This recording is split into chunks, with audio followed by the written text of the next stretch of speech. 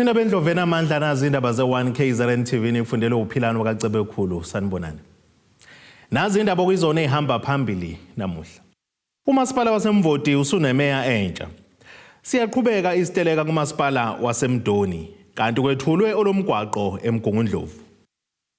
Sanemukele nani bakambombosho omnyama kwindaba zethu ze1 KZN TV.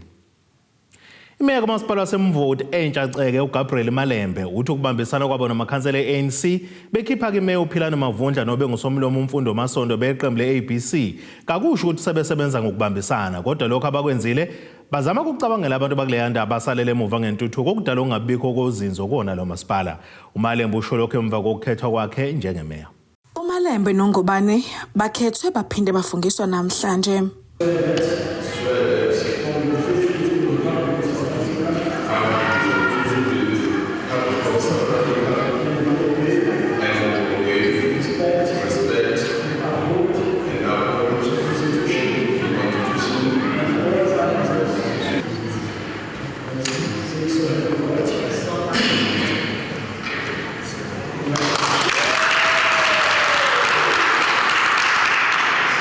uNgobane we-ANC ubengusekela meya kulomkhandlu kanti usengusomlomo. uMalembe we-IFP osengumeya uchaza kabanzi ngokuvota ngokuvumelana ne-ANC kanye ne-DA namuhla.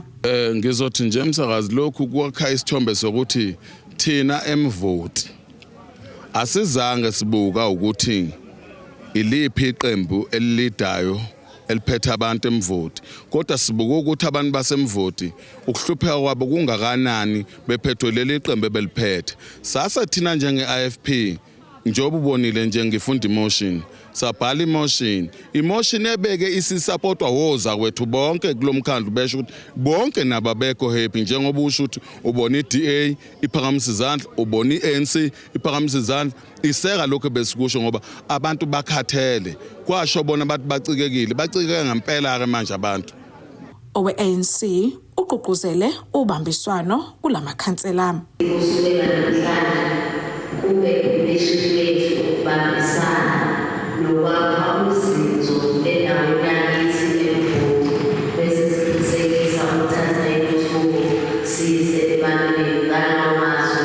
Ngiyabonga. Amakhansela e-ABC awudubile umhlangano abakhishwe ekhundleni bakhishwe bengasekho. Okubhlungu-ke imihlangano ewu-3 ngibizile in 1 week bona laba akade becela umhlangano abazanga. So namhlanje bafika i-court order imile kwabe seqhutshwa ngendlovu yangena.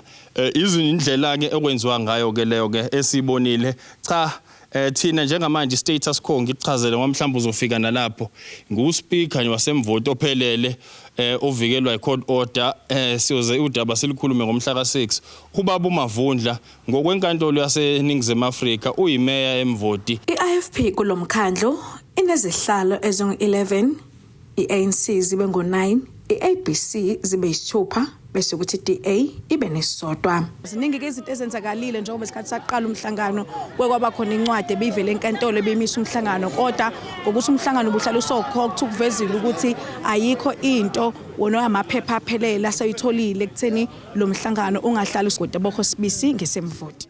Zingeneleka isiteleka izisebenzi zikamasipala waseMdoni ogwini oseningizimu nesifundazwe KwaZulu-Natal zikhala ngokwentuleka kwey'nsiza kusebenza. Usekela nobhala wenyana eyisebenzi Samu KwaZulu-Natal uXolani Shinga uthi abasamdinga umphathi walo masipala ngoba uyehluleka ukulungisa iy'nkinga zeyisebenzi enjalo nje ukhetha iphela emasini.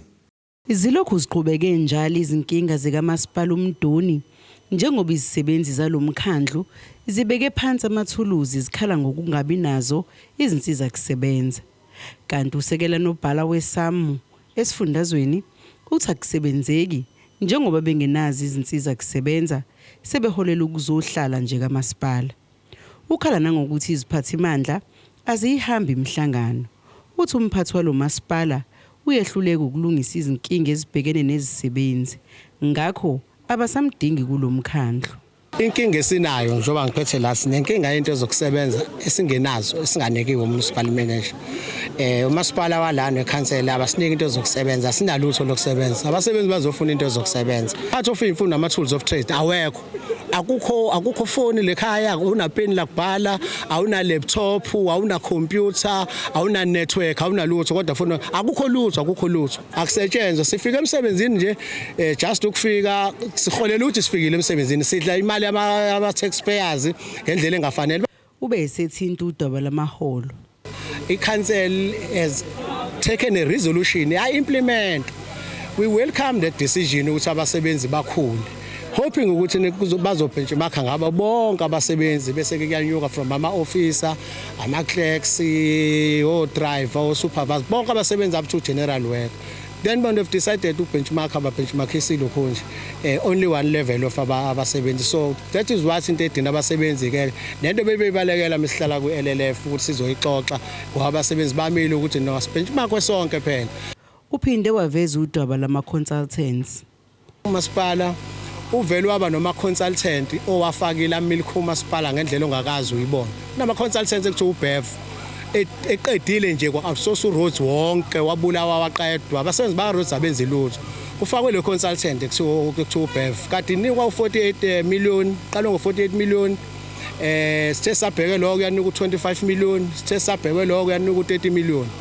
And then we are saying if they dispute that, let's go sobheka ayilokho nje imsebenzi abayenzi ku-investigate imsebenzi ayikho yonke it's not value for money because we know ukuthi lama consultants abelonga kobani abayima-handlers a-municipal manager abamdeploye la awabo lama consultants. And then kunenye i-consultant kuthiwa LMS ika-PMU ba-strategic bafaka la kunemali khona kuma-projects ukumilika lo mkhandlu uzuwe phansi ngoba zonke le mali ngabe zikwazile ukufulfilla iy'dingo zabasebenzi.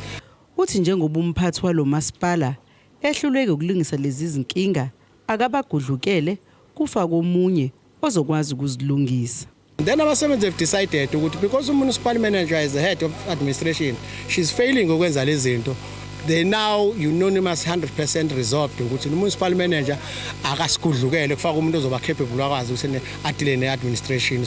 Lezi zisebenzi bekulindeleke ezibamba umhlangano nehhovisi lika ngqongqoshe wezokubusa ngokubambisana nezindaba zomdabu ukuthola isixazululo nokushaya isikhathi sokuthi thina siye emoyeni imphumela ingakaphumi.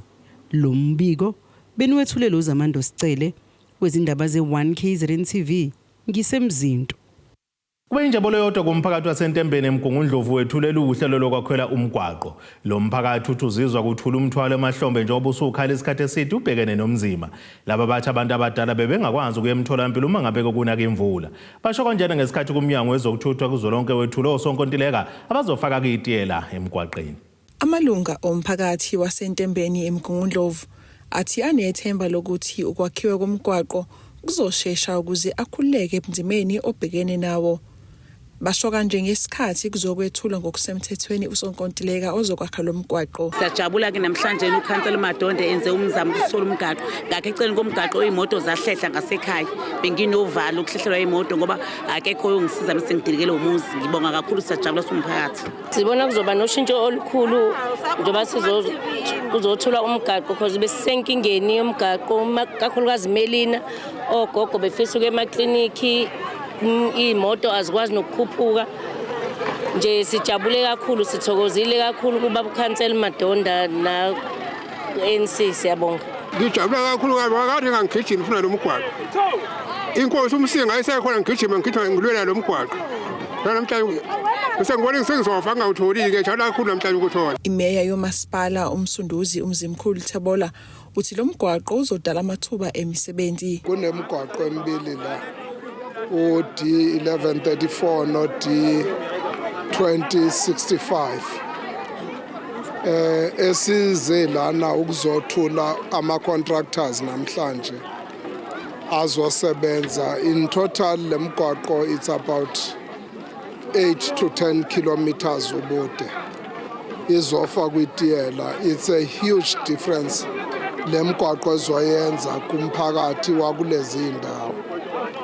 La eNtembeni umalina uyazi ukuthi kunendawo umphakathi wakhona ongakwazi ukufinyelela emakhaya. Ngale Ward 5 inkosi yakhona inkosi uZondi usuku nosuku Mike yangifonela bengazi ukuthi izokhuluma ngomgwaqo nje odlula ngakomkhulu. of course umgwaqo uya eclinic kodwa uyadlula futhi ngakomkhulu inkosi ibihlezi ikhala ngawo namhlanje 110 million of development ozoshintsha impilo zabantu kwi-process siyazi ukuthi bakhona abazohlomula siyazi kukhona okuthile abantu bakhona abazokuthola ngesikhathi se-construction kodwa kuthina i-development beyond construction. Kanti baveze ukuthi kulindeleke ukuba kuqalwe ngoLwesine ukulungiswa lo mgwaqo. Ezindabeni ze-1KZN TV ku-Ayanda Dube eSentembeni eMgungundlovu. Ake seyitolene nabeselo sobuye sibuye nezinye zindaba.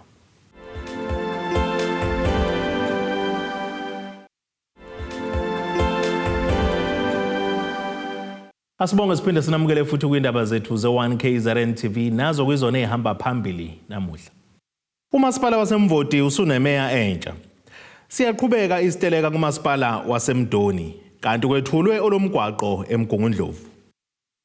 Undunankulu wesifundazwe KwaZulu-Natal uNomusa Dube Ncube ugqugquzela intsha ukuba isebenzise usizo lwezobuchwepheshe besimanje manje ukuyidalela amathuba omsebenzi ngenhloso yokubhekana nesimo esingesihle sokwentuleka kwawo kusona ke lesi sifundazwe kanjalo nasezweni lonkana. Undunankulu uDube Ncube bekhuluma kanjena ke lokishini naseMkhumbane eThekwini lalapha bedlulisela khona ngeinsiza zezobuchwepheshe besimanje manje ezikoleni ezakhelele indawo ukubungaza usuku olubungaza umhlaba wonke iWorld Telecommunication and Information Society Day. Kukhuthazwe intsha ikakhulukazi eseyindaweni zasemalokishini ukuba isebenzise ngendlela ezoyizuzisa izinto zobuchwepheshe besimanje manje futhi igxile ekufundeni izifundo zalokhu ukuqinisekisa ukuthi ke kayigcina ibhuquze emakhaya ngenxa yokwesola amathuba omsebenzi. Sikubona kubalekile ukuthi uma ngabe sizophakamisa umnotho futhi sokwenza iqiniseko sokuthi abantwana bethu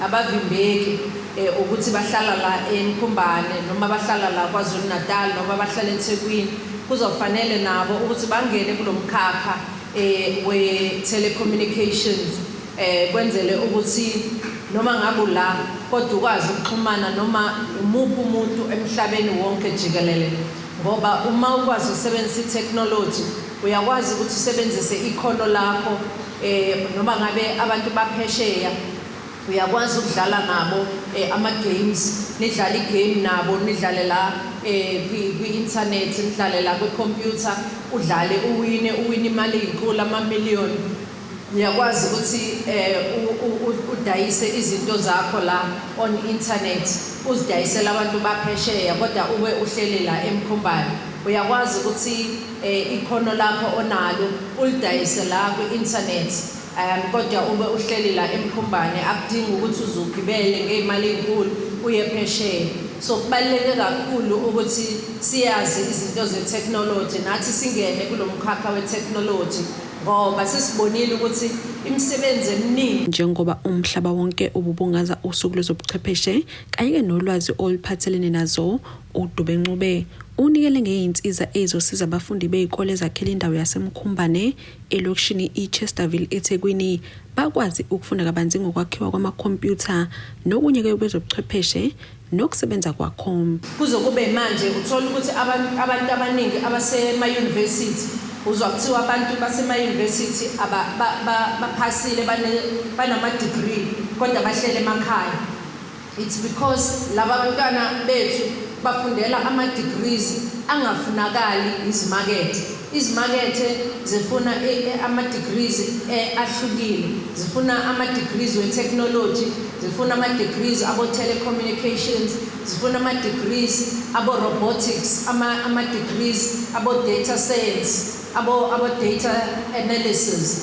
Yileyo nto efunwa imisebenzi njengamanje ama-degrees afunakalayo. Hayi lawa wethu wawo-BA nabo-B ntontontoni labesinawo. So kubalulekile ke ukuthi uma ngabe sizoba nabo imisebenzi ake singene nathi emkhakheni okuyiyona efunwa izimakethe. Ey'ndabeni ze-1KZN TV kube kuNtomkhona Mvubu eThekwini.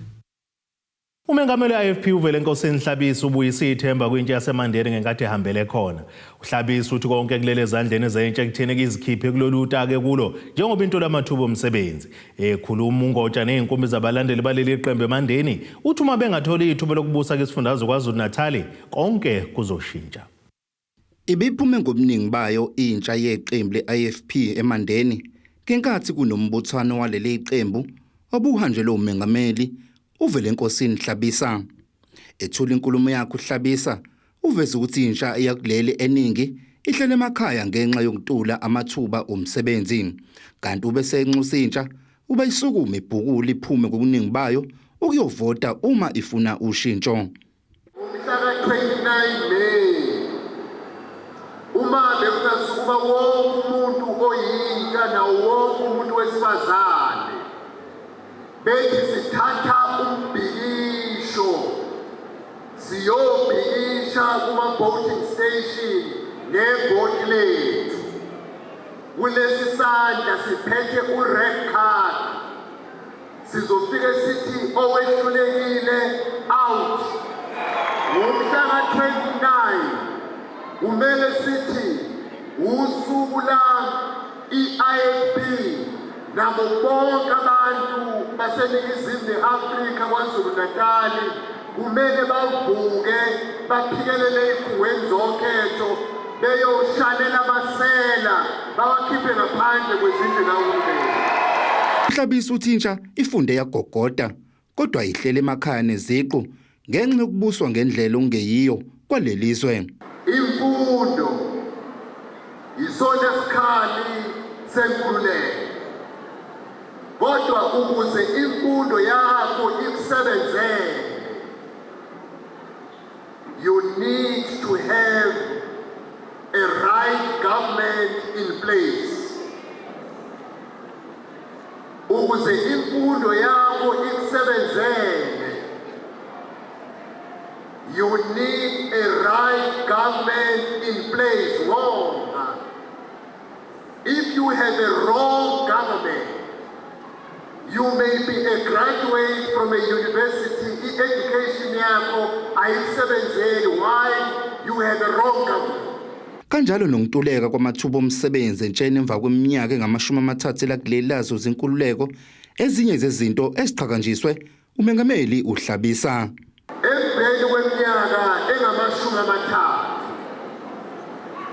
sifike kanjani la abantu abaningi bengasebenzi khona? Sifikiswe uhulumeni oyisehluleli. Mawuphethwe isehluleli akukho lutho okuyolunga ezweni lakho. Wonke umuntu ufakazi. Lenta yakithi yonke ehleli phezulu nehleli phansi la inesifiso ukuba ngabe ivuke ekuseni iyosebenza makuphela inyanga ihola imali ikwazi ukuyisa phambili impilo zayo, kodwa impilo imile nse phambi kwabo. Intsha yabesifazane nabesilisa iphinde yathola ithuba lokunikelelwa ngamajezi ebhola. Esinabenze 1 KZN TV kubika uThabani Maphumulo eMandeni.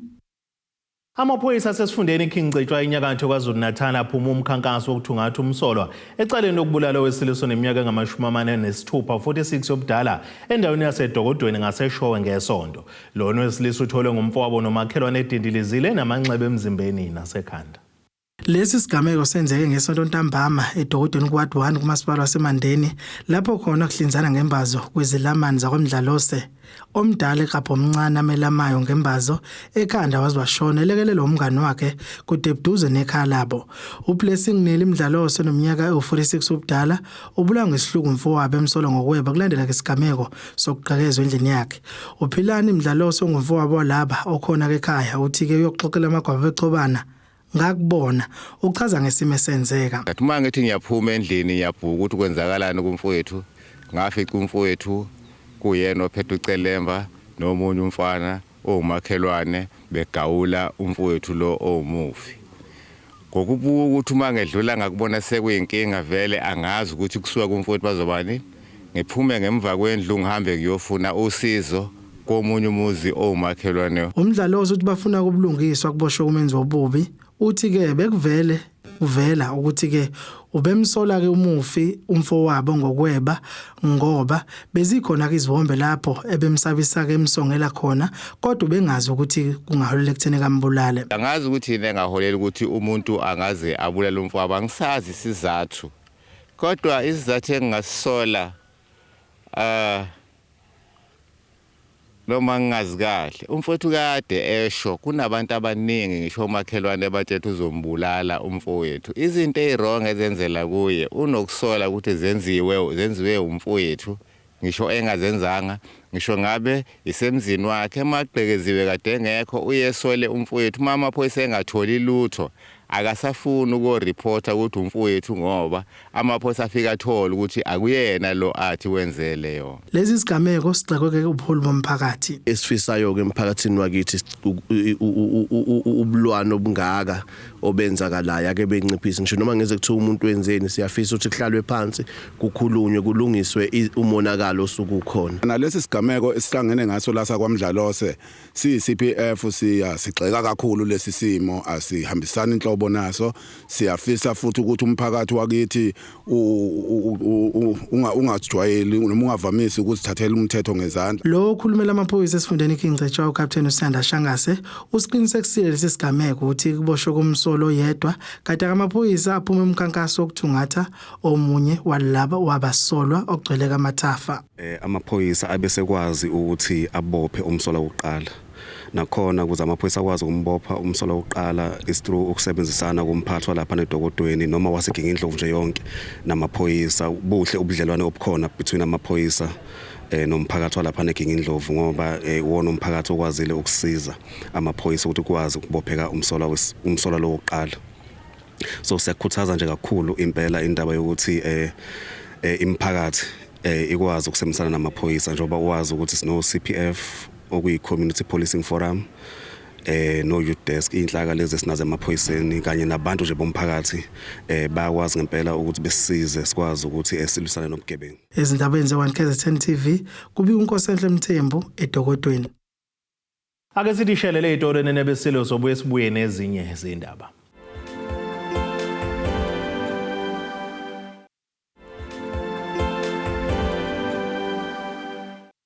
Asibonge siphinde sinamukele futhi kwindaba zethu ze1KZN TV nazo kwizona ehamba phambili namuhla.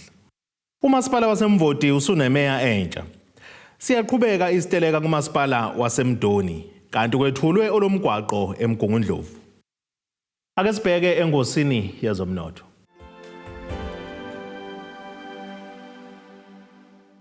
Iranda kuleli ngu-R80.21 maqhathaniswa nedola laseMelika bengu-R19.78 kwi-euro yase-Europe ibe ngu-R20.15 kupondo waseBrithani. Intengo yegolide yona ingu-$2,415.65 ounce ukuthi intengo yolongahluziwe yona ibe ngu-$83.71 umphongolo.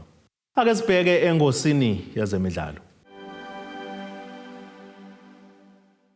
Iminyango yezemidlalo kuzolonke nesifundazwe KwaZulu-Natal kanjalo nomasipala waseMfolozi bahlonipha inkakha yebhola yakagijima kwiqembu lesizwe iBafana Bafana kanjalo neOrlando Pirates uSiyabonga Nsimbi Sangweni ngokuthi kuqanjwe ngayo inkundla entsha esanda kwakhiwa nebiza isamba semali engango-48 million amarandi.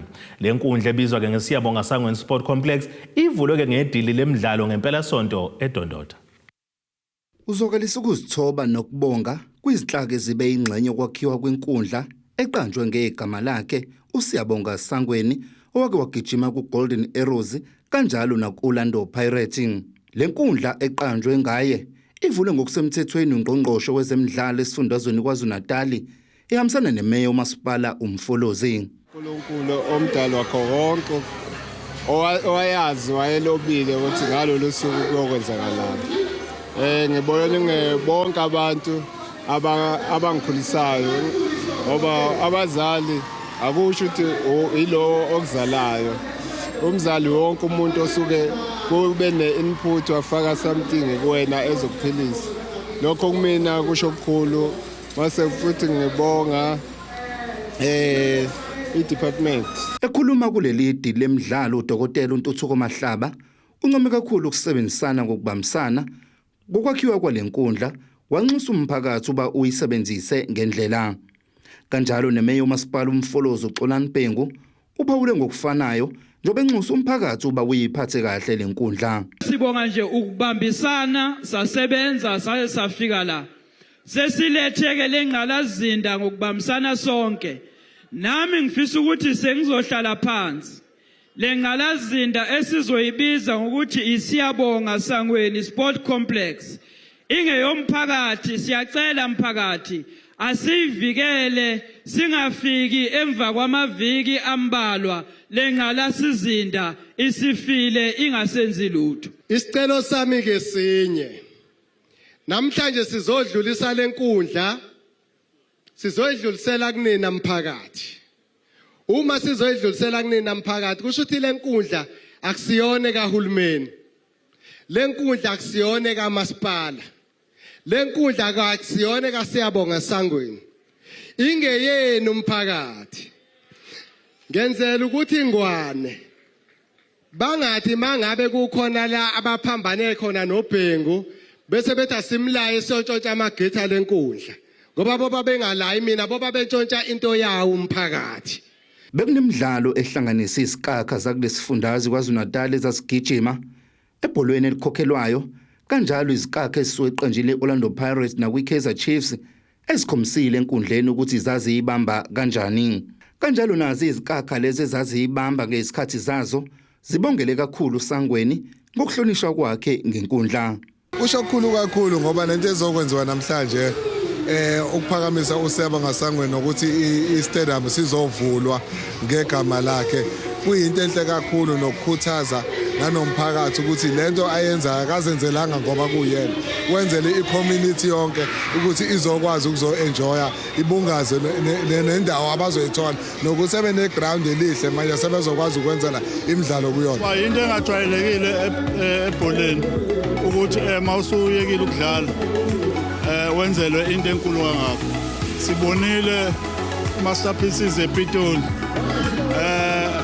Clermont uSugar Ray la sekusiyabonga bawu3 akufanele ngabe bawu3 fanele baningi abantu bebhola nabeboxing nabenetball. Lenkundla edla isigidi esingama-48 futhi 8 million osigidi zamarandi uhlanganisa indawo zokujima, indawo yokudlala ibhola lomnqakiswano kanjalo nendawo yokuhlala abalandeli nezindawo zokupaka. Ezindabeni ze-One KZN TV kubikuthi abantu maphumulo eDondotha. Ake sibheke isimo sezulu esingalindeleka.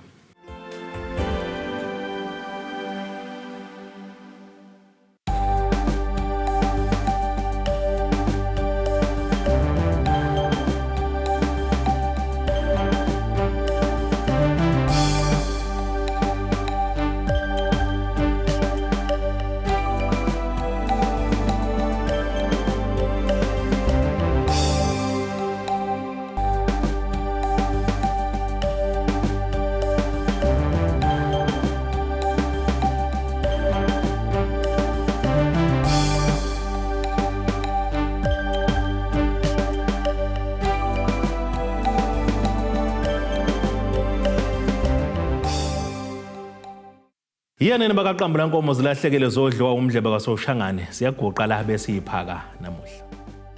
Abethuli bethu bezindaba baxhaswe iThulis Bayview Bridal. Ungabashayela kulezi zinombolo ezivelile.